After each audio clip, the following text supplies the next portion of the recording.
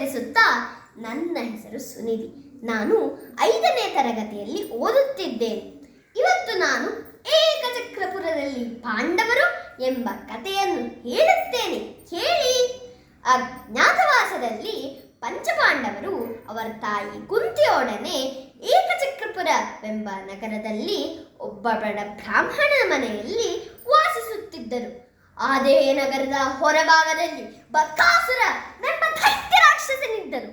ಅವನು ಆಹಾರಕ್ಕಾಗಿ ನಗರಕ್ಕೆ ಬಂದು ದಾಳಿ ಮಾಡಿ ಹಿಂಸಿಸುತ್ತಿದ್ದನು.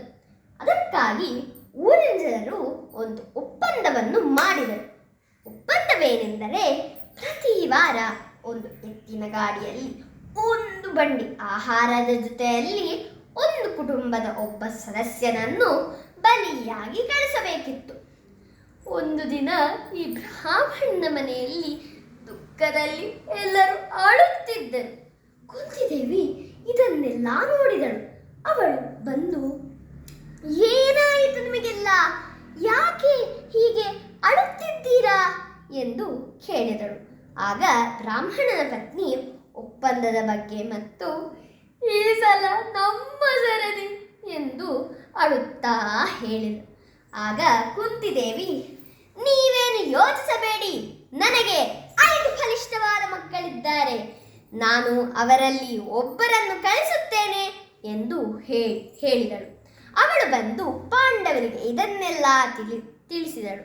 ಆಗ ಭೀಮ ನಗುತ್ತಾ ಇದ್ದು, ಅಮ್ಮೋ, ನೀನೇನು ಹೆದರಬೇಡ, ನಾನೇ ಹೋಗುತ್ತೇನೆ ಎಂದು ಹೇಳಿದನು.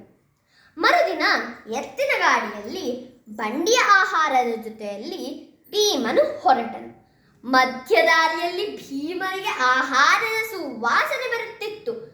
ಎತ್ತಿನ ಗಾಡಿ ಮುಂದೆ ಹೋದಾಗೆ ಒಂದೊಂದೇ ಪಾತ್ರೆ ಖಾಲಿ. ಬಕಾಸುರನು ಇದನ್ನೆಲ್ಲ ದೂರದಿಂದ ನೋಡುತ್ತಿದ್ದನು. ಅವನು ಭೀಮನ ಹತ್ತಿರ ಓಡೋಡಿ ಬಂದು ಯುದ್ಧವನ್ನೇ ಶುರು ಮಾಡಿದನು. ಭೀಮ ಬಕಾಸುರನನ್ನು ಸೋಲಿಸಿ ಕೊಂದೇ ಬಿಟ್ಟನು. ಊರಿನ ಜನರು ಇದನ್ನೆಲ್ಲ ನೋಡಿ ಸಂತೋಷಗೊಂಡರು. ಗೆಳೆಯರೇ, ಇದರಿಂದ ಕಲಿಬೇಕಾದ ನೀತಿ ಏನೆಂದರೆ, ಭೀಮನ ಧೈರ್ಯ ಮತ್ತು ಕುಂತಿಯ ಬುದ್ಧಿವಂತಿಕೆಯಿಂದಾಗಿ ಏಕಚಕ್ರಪುರದಲ್ಲಿ ಶಾಂತಿಯು ನೆಲೆಸಿತು.